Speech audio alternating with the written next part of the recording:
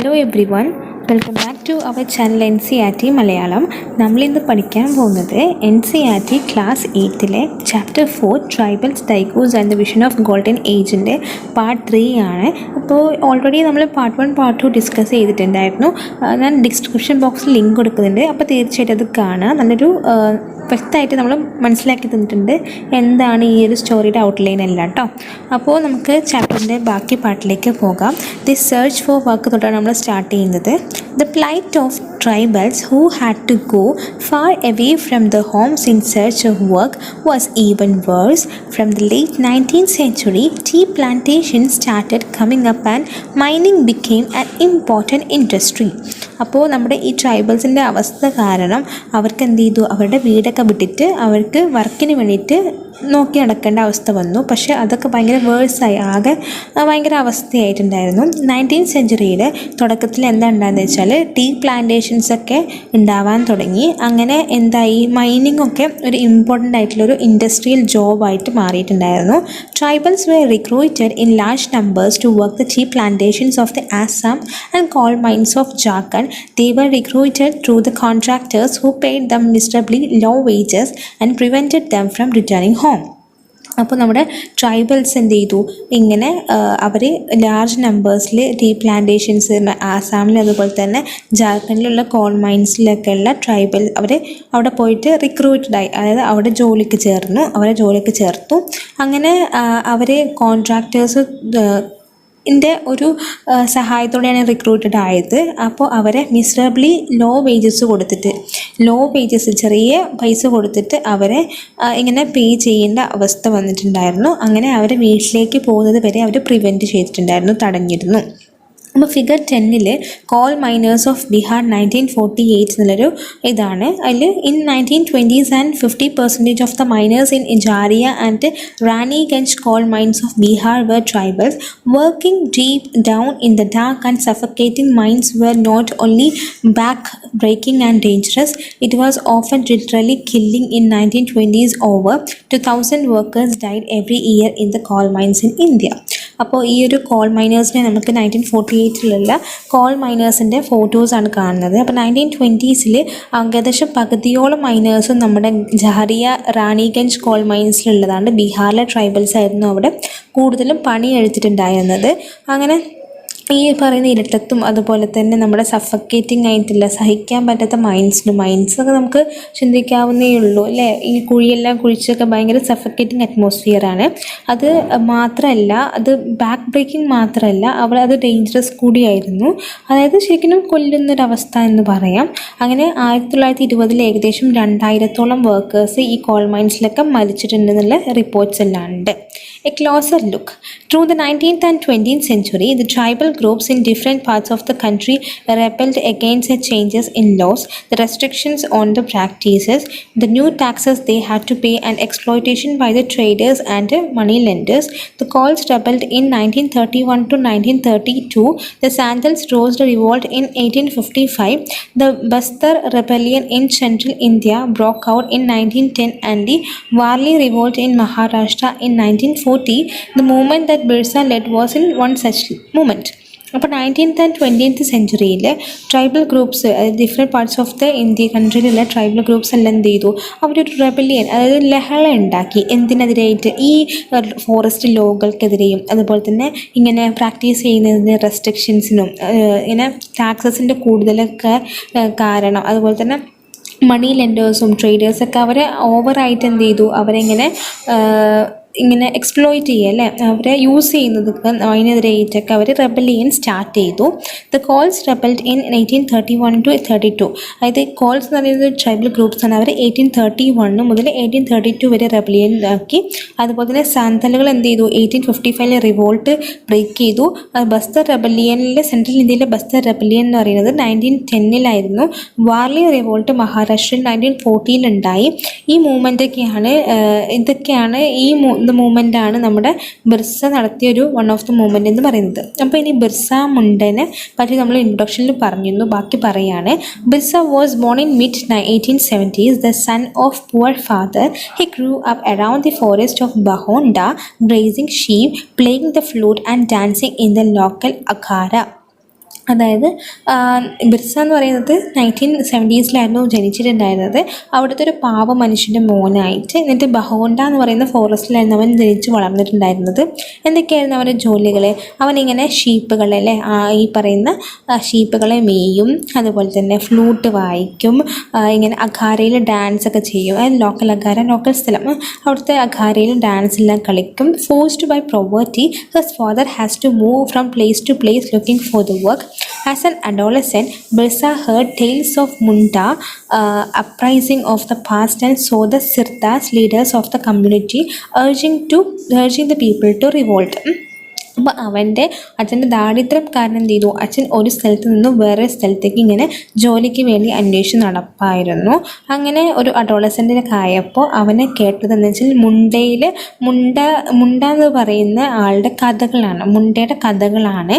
അതായത് അവർ അങ്ങനെ സിർദാറിൻ്റെ ലീഡർ, അതായത് ആൾക്കാരെ ഇങ്ങനെ റിവോൾട്ട് ചെയ്യാൻ വേണ്ടി പ്രേരിപ്പിക്കുന്ന ഓരോ സിർദാസിനെ, അതായത് ലീഡേഴ്സിനെ പറ്റിയൊക്കെ കേട്ടു.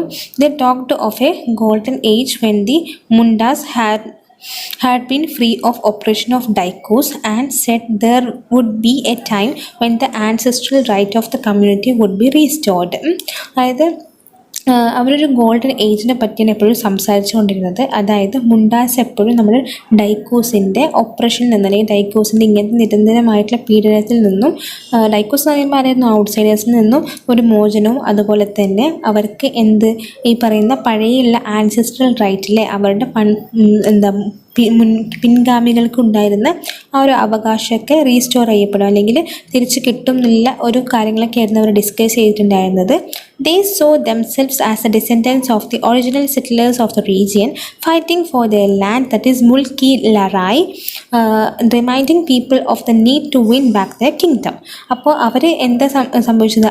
അവരുടെ ഒറിജിനൽ സെറ്റിലേഴ്സ് ആണെന്നാണ്, ഡിസെൻഡൻസ് ആണല്ലേ. ഡിസെൻഡൻസ് എന്ന് പറയുമ്പോൾ എന്താ? പിൻഗാമികൾ. അവരുടെ ഒറിജിനൽ സെറ്റിലേഴ്സ് ആയിട്ടുള്ള പിൻഗാമികളാണെന്ന് അവർ പറഞ്ഞു. അങ്ങനെ അവരെന്ത് ചെയ്തു? നമ്മുടെ ലാൻഡിന് വേണ്ടിയിട്ട് ഫൈറ്റ് ചെയ്തു. മുൽക്ക് ലറായി എന്നാണ് അതിൻ്റെ ഹിന്ദിയിൽ പറയുക. അങ്ങനെ ആൾക്കാരെയൊക്കെ അവനവൻ്റെ കിങ്ഡം തിരിച്ചു വേണം എന്നുള്ള കാര്യങ്ങളൊക്കെ ആൾക്കാരെയൊക്കെ ഇങ്ങനെ ബോധവൽക്കരിച്ചു, അല്ലെങ്കിൽ റിമൈൻഡ് ചെയ്തു, അല്ലേ, ഓർമ്മിപ്പിച്ചു. Birsa went to the local missionary school and listen to the sermons of missionaries. There too he heard it said that it was possible for the Mundas to attain kingdom of heaven and regain their lost rights. അതായത് ബിർസ എന്ത് ചെയ്തു? ലോക്കലായിട്ടുള്ള missionary സ്കൂളിൽ, ഇങ്ങനെ മതപരമായിട്ടുള്ളൊരു സ്കൂളിൽ, missionary സ്കൂളിലേക്ക് പോയി. എന്നിട്ട് അവിടുത്തെ ആൾക്കാർ, സെർമൻസൊക്കെ ഇങ്ങനെ, അവിടുത്തെ സ്കോളേഴ്സൊക്കെ ഇങ്ങനെ മിഷണറീസിലെ അവിടുത്തെ ആൾക്കാരൊക്കെ ഇങ്ങനെ പറഞ്ഞു, മുണ്ടാസിന് സ്വർഗത്തിലെ കിങ്ഡം കിട്ടും, അതുപോലെ തന്നെ അവർക്ക് തിരിച്ചു പോയ റൈറ്റ്സൊക്കെ തിരിച്ചു കിട്ടും എന്നൊക്കെ പറഞ്ഞു. This would be possible if they became good Christians and give up their bad practices. അപ്പോൾ ഇതെപ്പോഴാണ് അവർക്ക് നടക്കുക? അവർ ക്രിസ്ത്യൻസ് ആയാൽ മാത്രം. അതായത് അവർക്ക് എന്ത് ചെയ്യണം? അവരുടെ ബാഡായിട്ടുള്ള, ചീത്തയായിട്ടുള്ള പ്രാക്ടീസസൊക്കെ നിർത്തണം എന്ന് പറഞ്ഞു. Later Birsa also spend some time in the company of the prominent Vaishnav preacher. He wore the sacred thread and began to value importance of purity and piety. അപ്പോൾ ബിർസ എന്ത് ചെയ്തു? കുറച്ച് സമയം ഒരു വൈഷ്ണവ പ്രീച്ചറിൻ്റെ, അതായത് വൈഷ്ണവനായിട്ടുള്ള ഒരു സന്യാസിയുടെ, ലൈക്ക് പ്രീസ്റ്റ് പോലത്തെ ഒരാളുടെ കമ്പനിയിലായിരുന്നു. അങ്ങനെ ഒരു സീക്രട്ട് ത്രെഡിലെ ഒരു പൂണൂല് പോലത്തെ ഒരു ത്രെഡ് വിയർ ചെയ്തു. അതുപോലെ തന്നെ ഇങ്ങനെ പവിത്രതയുടെയും അതുപോലെ തന്നെ ഈ സാന്ത്വനത്തിൻ്റെ എല്ലാം ഇമ്പോർട്ടൻസ് അവൻ പഠിച്ചു. Birsa was deeply influenced by many of the ideas he came in touch with in his growing up years. His movement was aimed at reforming tribal society. അപ്പോൾ ബിർസ എന്ന് പറയുമ്പോൾ ഒരുപാട് ഇങ്ങനെ നടന്നുകൊണ്ടിരിക്കുന്ന ഒരുപാട് കാര്യങ്ങൾ അവൻ്റെ മനസ്സിനെ സ്വാധീനിച്ചിട്ടുണ്ടായിരുന്നു. അവൻ്റെ മെയിൻ ഉദ്ദേശം എന്ന് പറയുന്നതെന്ന് വെച്ചാൽ നമ്മുടെ ഈ ട്രൈബൽ സൊസൈറ്റീനെ തന്നെ നവോത്കലിക്കുന്ന ഓരോ കാര്യങ്ങളായിരുന്നു. He urged the Mundas to give up the drinking liquor, clean their village and stop believing in witchcraft and sorcery. അതായത് അവൻ പറഞ്ഞു മുണ്ടാസ് എന്ത് ചെയ്യണം, ഇങ്ങനെ കള്ളുടിക്കുന്നതും അതുപോലെ തന്നെ വില്ലേജെല്ലാം ക്ലീൻ ആക്കണം, അതുപോലെ തന്നെ നമ്മുടെ ഈ മന്ത്രവാദവുമായി ബന്ധപ്പെട്ടുള്ള കാര്യങ്ങളൊക്കെ നിർത്തണം, സ്റ്റോപ്പ് ചെയ്യണമെന്ന് പറഞ്ഞു. അതുപോലെ തന്നെ ബലിയെല്ലാം സ്റ്റോപ്പ് ചെയ്യണമെന്ന് പറഞ്ഞു. But we must remember that Birsa also turned against missionaries and Hindu landlords. He saw them as a outside forces that were ruining Munda way of life. പക്ഷേ ഇങ്ങനെയൊക്കെ ആണെങ്കിൽ പോലും, ഇങ്ങനെയൊക്കെ ഒരു നല്ലൊരു മതാചാരത്തിൽ നടന്നുകൊണ്ടിരിക്കുന്ന ബിർസ ആണെങ്കിൽ പോലും അവൻ എന്ത് ചെയ്തു, ഈ മിഷണറീസിനും അതുപോലെ തന്നെ ഹിന്ദു പുരോഹിതന്മാർക്കെതിരെയൊക്കെ അവന് എഗെയിൻസ്റ്റ് ആയിരുന്നു. കാരണം അവൻ വിചാരിച്ചെന്ന് വെച്ചാൽ പുറത്തുനിന്നുള്ളൊരു ശക്തി അല്ലെങ്കിൽ ഒരു ഫോഴ്സ് എന്ത് ചെയ്യും, അവരുടെ മുണ്ട വേ ഓഫ് ലൈഫ് ഇങ്ങനെ തകർക്കാൻ ഇങ്ങനെ തുനിഞ്ഞിറങ്ങിയതാണെന്ന് അവൻ വിചാരിച്ചു. In 1895 Birsa urged his followers to recover their glorious past. He talked of a golden age in the past, a Satyayug, when Mundas lived in a good life, constructed embankments, അതുപോലെ tapped natural springs, planted trees and orchards, practiced cultivation to earn their living. അങ്ങനെ 1895 ആയപ്പോൾ ഏകദേശം അവരുടെ ഫോളോവേഴ്സിനോട് ഇങ്ങനെ ഇത് recover ചെയ്യാനുള്ള കാര്യങ്ങളൊക്കെ ശക്തിപ്പെടുത്തി. അങ്ങനെ അവൻ എന്ത് ചെയ്തു, ഇങ്ങനെ ഗ്ലോറിയസ് ആയിട്ടുള്ള ഒരു പാസ്റ്റിൽ ഗോൾഡൻ ഏജിനെ പറ്റി സംസാരിച്ചു, അതായത് ഏജ് ഓഫ് ട്രൂത്തിലെ സത്യയുഗിനെ പറ്റി സംസാരിച്ചു. അങ്ങനെ മുണ്ടാസ് എന്ത് ചെയ്തു, അതായത് മുണ്ടാസിൻ്റെ ഒരു സത്യയുഗമല്ലേ, ഇങ്ങനെ അവരുടെ നല്ലൊരു ജീവിതം, നദീതീരങ്ങളിലുള്ള കൺസ്ട്രക്ഷൻസ്, നാച്ചുറൽ സ്പ്രിങ്സിന് ഇങ്ങനെ തലോടാനുള്ളതും, അതുപോലെ തന്നെ ഓർക്കാഡ്സും ട്രീസൊക്കെ പ്ലാന്റ് ചെയ്യാനുള്ളതും, അതുപോലെ തന്നെ ഇങ്ങനെ കൾട്ടിവേഷനൊക്കെ പ്രാക്ടീസ് ചെയ്തിട്ട് അവരുടെ ജീവിതമാർഗം ഇങ്ങനെ അതിനുള്ള പൈസയൊക്കെ ഏൺ ചെയ്യുന്ന കാര്യങ്ങളെ പറ്റിയൊക്കെ അവർ സംസാരിച്ചു. They did not kill their brethren and relatives. അവരുടെ ബ്രദേഴ്സിനെ റിലേറ്റീവ്സിനൊന്നും കൊന്നിട്ടുണ്ടായിരുന്നില്ല. അവർ നല്ല രീതിയിൽ ഹോണസ്റ്റ് ആയിട്ട് ജീവിച്ചിരുന്നു. Birsa also wanted people to once again work on their land, settle down and cultivate their field. ബിർസയ്ക്ക് എന്താ വേണ്ടതെന്ന് വെച്ചാൽ ഒരു പ്രാവശ്യം കൂടെ അവർ എന്ത് ചെയ്യണം, അവരുടെ ലാൻഡിൽ പോയിട്ട് ഇങ്ങനെ കൾട്ടിവേറ്റ് ചെയ്തിട്ട് ഇങ്ങനെ സെറ്റിൽ ഡൗൺ ആയിട്ട് കൾട്ടിവേറ്റ് ചെയ്തിട്ട് അവിടെ അതിന് വേണ്ടിയിട്ടുള്ള ഒരുക്കങ്ങളൊക്കെ നടത്താൻ വേണ്ടിയിട്ടായിരുന്നു ബിർസയുടെ ആഗ്രഹങ്ങൾ. Worried British officers most was the political aim of the Birsa movement, for it wanted to drive out missionaries, moneylenders, Hindu landlords and the government, and set up a Munda Raj with Birsa at its head. എന്താണ് ഈ പറയുന്ന നമ്മുടെ British ഒഫീഷ്യൽസിലെ British ഭരണാധികാരികൾക്ക് ഇങ്ങനെ ഭയപ്പെടുന്ന കാര്യം എന്താ ഉണ്ടായതെന്ന് വെച്ചാൽ, ഈ ബിർസ മൂവ്മെൻറ്റിലൂടെ അവർക്ക് ഇങ്ങനെ മിഷണറീസും ലാൻഡ് ലോഡ്സിനും അതുപോലെ തന്നെ മണി ലെൻഡേഴ്സിനും ട്രേഡേഴ്സിനും ഒക്കെ ഒഴിവാക്കാനായിരുന്നു. എന്നിട്ട് എന്ത് ചെയ്യണം, മുണ്ടാ രാജ് അല്ലേ, ഒരു ഗവൺമെൻറ് ആയിട്ടുള്ള മുണ്ടാ രാജ് സെറ്റപ്പ് ചെയ്തിട്ട് അതിൻ്റെ ഹെഡായിട്ട് പിർസയെ വയ്ക്കുന്നതൊക്കെ ആയിരുന്നു. The movement identified all these forces as a cause of misery of Mundas were suffering. ഈ ഒരു മൂവ്മെൻറ്റ് എന്ത് ചെയ്തു, അവർക്കാരും മനസ്സിലായി ഈ കഥ കാരണമാണ് മുണ്ടാസിന് ഇത്രയും അധികം മിസറി അല്ലെങ്കിൽ ഇത്രയും അധികം സങ്കടം എന്ന് മനസ്സിലായി. അപ്പോൾ ഇനി പറയാൻ പോകുന്നത് blood trickles from my shawl. The land policies of Britishers were destroying their traditional land system. The Hindu landlords and money lenders were taking over their land, and missionaries were criticizing their traditional culture. അപ്പോൾ land policies, ബ്രിട്ടീഷേഴ്സിൻ്റെ land പോളിസീസൊക്കെ അല്ലേ, അതായത് നമ്മുടെ land പോളിസീസൊക്കെ എന്ത് ചെയ്തു, ഈ traditional ആയിട്ടുള്ള അവരുടെ land സിസ്റ്റത്തെ തകർക്കുന്നതായിരുന്നു. ഹിന്ദു ലാൻഡ് ലോഡ്സും അതുപോലെ തന്നെ മണി ലെൻഡേഴ്സൊക്കെ എന്ത് ചെയ്തു, ഇങ്ങനെ അവരുടെ സ്ഥലം കൈയടക്കാൻ വേണ്ടി നോക്കി. മിഷണറീസൊക്കെ എപ്പോഴും അവരുടെ ട്രഡീഷണൽ കൾച്ചറിനെ ഇങ്ങനെ ഒരുമാതിരി ക്രിട്ടിസൈസ് ചെയ്യുന്ന രീതിയിലായിരുന്നു അല്ലേ, അതായത് ഇങ്ങനെ ക്രിട്ടിസൈസ് ചെയ്യില്ല അല്ലേ, എതിർത്ത് പറയുന്നതായിരുന്നു. As the movement spread, the British officials decided to act. They arrested Birsa in 1895, convicted him on charges of rioting and jailed him for 2 years. അപ്പോൾ ഈ ഒരു മൂവ്മെൻറ്റിനൊക്കെ ഹെഡ് ബിർസ ആയതുകൊണ്ട് തന്നെ ബ്രിട്ടീഷ് ഒഫീഷ്യൽസ് എന്ത് ചെയ്തു, അവൻ്റെ ഇതിനെതിരെ മറുപടി കൊടുക്കാൻ വേണ്ടിയിട്ട് 1895 അദ്ദേഹത്തിന് അറസ്റ്റ് ചെയ്യുകയും അതുപോലെ തന്നെ എന്തൊക്കെയായിരുന്നു അവൻ്റെ മുകളിൽ ഇങ്ങനെ ഈ ലഹള ഉണ്ടാക്കുന്നതിനും ഒക്കെ ആയിട്ട് ഓരോ ചാർജുകളൊക്കെ ചുമത്തപ്പെട്ടു. 2 വർഷത്തോളം അവന് ജയിലിൽ കിടക്കേണ്ട അവസ്ഥ വന്നു. When Birsa was released in 1897, he began touring the villages to gather support. He used traditional symbols and language to rouse people, urging them to destroy Ravana, that is Tychus and Europeans, and establish a kingdom under his leadership.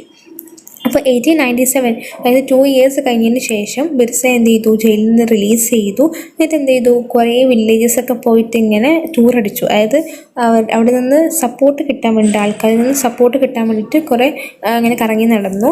അങ്ങനെ traditional സിമ്പിൾസും അതുപോലെ തന്നെ ലാംഗ്വേജസൊക്കെ ആയിരുന്നു ഇതിന് വേണ്ടിയിട്ട്, അതായത് ആൾക്കാരെ ഉണർത്താൻ വേണ്ടിയിട്ട് ബിർസ യൂസ് ചെയ്തിട്ടുണ്ടായിരുന്നത്. അതായത് ഇതിൻ്റെ മെയിൻ ഉദ്ദേശം എന്ന് വെച്ചാൽ ഈ രാവണാസിനെ, അതായത് ഡൈക്കോസിനെയും യൂറോപ്യൻസിനെയും ഔട്ട്സൈഡേഴ്സിനെ തകർക്കുക എന്നുള്ളതായിരുന്നു. എന്നിട്ട് അവൻ്റെ ലീഡർഷിപ്പിൽ പുതിയ ഒരു കിങ്ഡം എസ്റ്റാബ്ലിഷ് ചെയ്യുക, അല്ലെങ്കിൽ പുതിയൊരു കിങ്ഡം ഉണ്ടാക്കുക എന്നതായിരുന്നു. Birsa's followers began targeting the symbols of diku and European power. അല്ലേ, ബിർസയുടെ ഫോളോവേഴ്സ് എന്ത് ചെയ്തു, ഈ ഡൈക്കോസിനെയും യൂറോപ്യൻ പവറൊക്കെ ടാർഗറ്റ് ചെയ്യാൻ തുടങ്ങി. എന്നിട്ട് they attacked police station and churches and raided the property of money lenders and zamindars. They raised the white flag as a symbol of Birsa Raj. അങ്ങനെ police സ്റ്റേഷൻസും ചർച്ചസും ഒക്കെ അങ്ങനെ എന്താക്കി, അറ്റാക്ക് ചെയ്തു. മണി ലെൻഡേഴ്സിൻ്റെ പ്രോപ്പർട്ടിയൊക്കെ ഇങ്ങനെ തിരിച്ചു മേടിച്ചു, റെയ്ഡ് ചെയ്തു. വൈറ്റ് ഫ്ലാഗ് ഉയർത്തി. അങ്ങനെ അതെന്തിൻ്റെ സിമ്പിളായിരുന്നു, ബിർസ രാജിൻ്റെ സിമ്പിളായിരുന്നു എന്ത്, വൈറ്റ് ഫ്ലാഗ്. ഇൻ 1900 ആയപ്പോഴത്തേക്കും Birsa died of cholera and the movement faded out. അല്ലേ, 1900 ആയപ്പോൾ ബിർസ മരിച്ചുപോയി. അതുകൊണ്ട് തന്നെ ഈ മൂവ്മെൻറ്റ് അവിടെ ഫെയ്ഡഡ് ആയി, അല്ലേ, അവിടെ ഇങ്ങനെ മങ്ങിപ്പോയി. പക്ഷേ however movement was significant for at least 2 ways. പക്ഷേ ഈ മൂവ്മെൻറ്റ് 2 കാരണത്തിൽ നല്ല രീതിയിൽ സിഗ്നിഫിക്കൻ്റ് ആയിരുന്നു. അതെന്താണെന്ന് നോക്കാം. First one is it force the colonial government to introduce laws so that the land of tribals could not be easily taken over dikus. അതായത് ഈ ഒരു മൂവ്മെൻറ്റ് കാരണം കൊളോണിയൽ റൂളേഴ്സിനൊരു കാര്യം കിട്ടി. അതായത് കൊളോണിയൽ ഗവൺമെൻറ്റിന് എന്ത് ചെയ്തു, അവർ ഇങ്ങനെ ഓരോ നിയമങ്ങളൊക്കെ ഉണ്ടാക്കുന്നതിനൊക്കെ അവർ ഫോഴ്സ് ചെയ്തു. അത് ഒരു കാര്യം മനസ്സിലായി, പെട്ടെന്നൊന്നും ഡൈക്കോസിന് എന്ത് ചെയ്യില്ല, ഈ ട്രൈബൽസിൻ്റെ ലാൻഡ് ഒന്നും കിട്ടില്ല എന്ന് മനസ്സിലായി. It force a colonial government to introduce laws so that the land of the tribals could not be easily taken by the ഡൈക്കോസിന് ഇങ്ങനെ ഇവരുടെ ലാൻഡൊന്നും പെട്ടെന്ന് കിട്ടില്ല. അതിനായിട്ടുള്ള ഓരോ നിയമങ്ങളൊക്കെ ഇൻട്രൊഡ്യൂസ് ചെയ്തു. Second one is it showed once again that the tribal people had the capacity to protest against injustice and express their anger against colonial rule. പിന്നെ രണ്ടാമത്തെ കാര്യം എന്ന് പറയുമ്പോൾ ട്രൈബൽ പീപ്പിൾസിന് ഇങ്ങനെ അനീതിക്കെതിരെയും അക്രമത്തിനെതിരെയൊക്കെ അവരുടേതായിട്ടുള്ള ആങ്കർ, ദേഷ്യം കാണിക്കാനൊക്കെ ഉള്ള കപ്പാസിറ്റി ഉണ്ട്. അവർക്ക് വേണ്ടി പൊരുതാനുള്ള ഒരു പ്രൊട്ടസ്റ്റ് ചെയ്യാനുള്ള ഒരു കപ്പാസിറ്റി ഉണ്ടെന്ന് തെളിയിച്ചു. They did this in their own specific way, inventing their own rituals and symbols of struggle. അപ്പോൾ അതങ്ങനെ അവർ ചെയ്തത് ഒരു സ്പെസിഫിക് വേ അല്ല, അവരുടേതായിട്ടുള്ള വേയിലായിരുന്നു. അതായത് ഇങ്ങനെ ഓരോ അനുഷ്ഠാനങ്ങളൊക്കെ കണ്ടുപിടിച്ച് അങ്ങനെ ഓരോ സിമ്പിൾസൊക്കെ കണ്ടുപിടിച്ചിട്ടായിരുന്നു അവർ സ്ട്രഗിൾ ചെയ്തത്. അപ്പോൾ ഇതാണ് dikus tribals and the vision of golden age എന്നുള്ള ചാപ്റ്റർ. അപ്പോൾ നിങ്ങൾക്ക് വീഡിയോ ഇഷ്ടമായെങ്കിൽ ലൈക്ക് ചെയ്യുക, ഷെയർ ചെയ്യുക, സബ്സ്ക്രൈബ് ചെയ്യുക. നമുക്ക് പുതിയൊരു ചാപ്റ്ററായിട്ട് വരുന്നവരേക്കും thank you everyone. Thank you all. Stay safe, stay home.